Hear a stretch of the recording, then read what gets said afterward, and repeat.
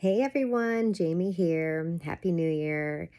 I saw something on Facebook and for the first time in a while, I just felt compelled. I'm like, do I agree with that? I think I'm going to make a YouTube video on it. Okay, so I'm going to read it real quick because you know me and my memory. So it says, hot take. Quitting your worst habit will change your life faster than starting your best habit.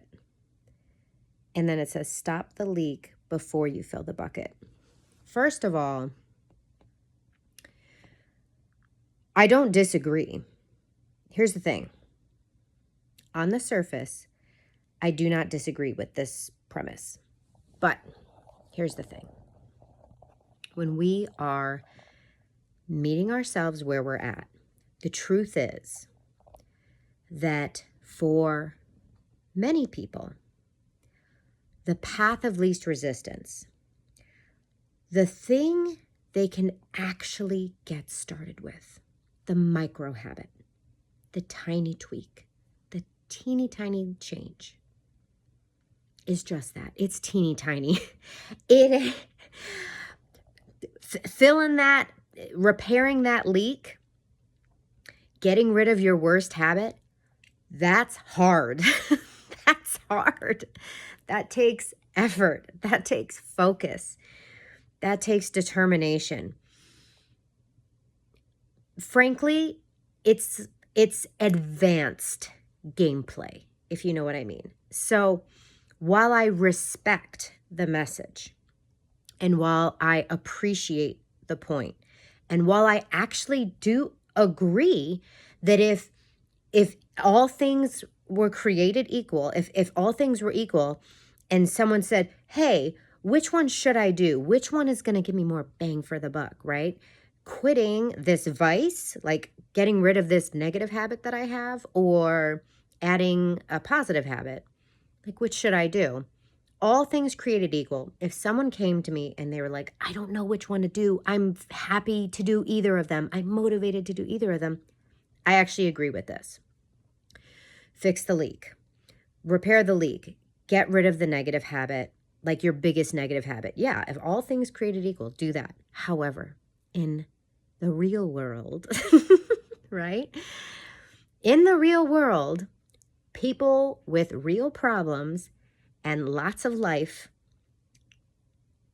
popping in unexpectedly, doing what it does, most humans on the planet have a small amount of energy, attention, focus, drive, motivation, you name it. And it long term, think turtle in the hair.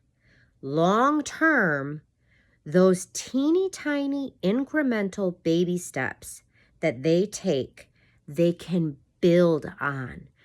They can take tiny steps that fit into their crazy ass day, and they can consistently do that micro shift. And over time, they can do more and more of it. A perfect example of this is like, let's say that I can't even tell you how many times I set a New Year's resolution to, I'm just being vague in general here, but set a New Year's resolution to go to the gym 5 days a week, 52 weeks of the year. I'm going to do at least 30 minutes of exercise every weekday or whatever, right? Like how many people, I've done this a million times. How many people make these, they have the best of intentions, but they make these grandiose declarations like enough is enough. All right, from here on out, I'm doing strength training 4 to 5 times a week, and I'm going to do a 30-minute workout every time, right? Like, and it's just so out of touch with reality. And it is so out of alignment with their current life. And they're not prepared, and they haven't set themselves up for success, and they haven't changed anything in their environment, and they don't have a coach or anything scaffolding and encouraging them and checking in with them. Like, they're not suited to succeed, and they don't. And I didn't. I've done that. I've done this so many times. And so I'm really experienced. I have a lot of experience to pull from in answering this question. So while on paper, it's like, yes, eliminate the negative habit, your worst negative habit first. That's going to go way further than just adding in some small, some positive habits.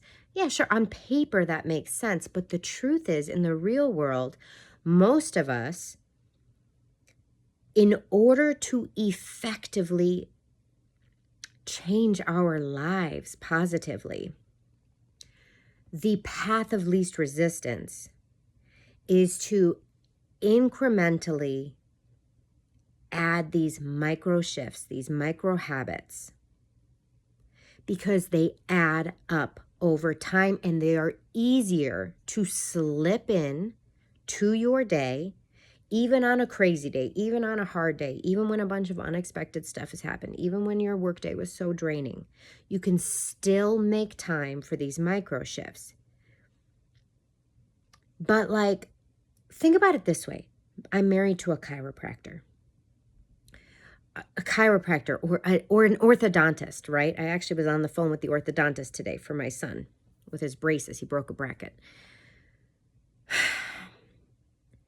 You do not go to the orthodontist and you're there for 2 hours and then your teeth are perfect and changed and different. No, you wear braces for a year to 2 years. And what they do is every 2 weeks, every 2 to 4 weeks, they tighten them. And then your teeth shift little by little over time, over the course of 52 weeks, over the course of 100 weeks.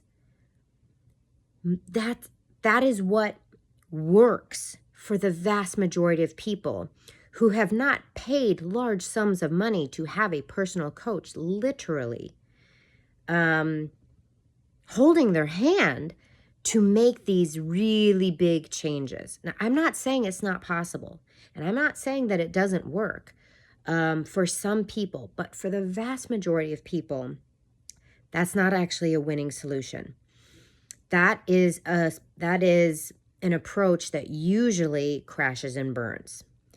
And a more sustainable approach that makes more sense with someone who's already in overwhelm or already feeling like they're in survival mode rather than thriving, for people who are yearning for change, but it does feel big and scary and it feels like a lot, the better approach is slow and steady wins the race, incremental, even like micro shifts that you would even think, well, that's not going to do anything. So let's take the exercise example. Instead of declaring, okay, I'm going to go strength train 4 to 5 times a week and it's going to be 30 minutes, literally, the commitment is like, let's say you want to go to the gym. Let's say you have a gym membership, okay? Let's base it on that. Then it is my commitment to myself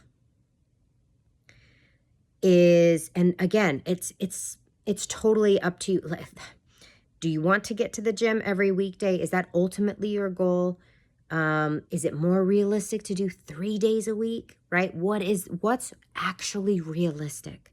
On your worst day, what can you still get done? That's the question you ask yourself. On my worst day, what can I still do?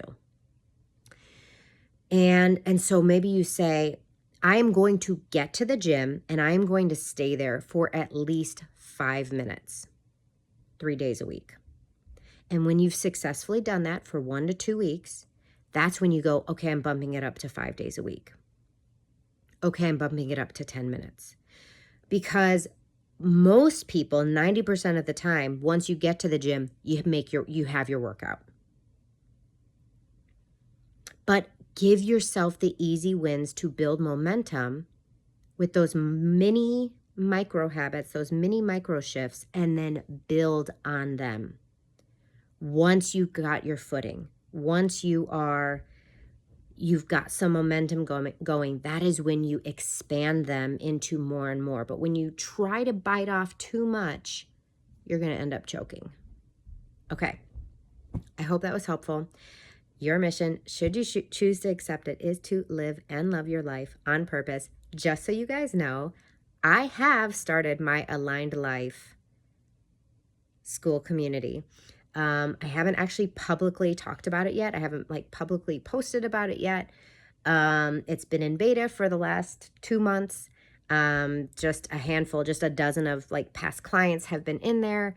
But I'm super excited about it. I will plan to link it in the description. And I'm still figuring things out with it, but I'm really excited. It is absolutely going to be a space for accountability, for habit building, for living the life you love and loving the life you live, and living that aligned, inspired life, doing what you want, connecting with your desires, dreams, and goals, all the good stuff. All right. See you there, hopefully. Bye.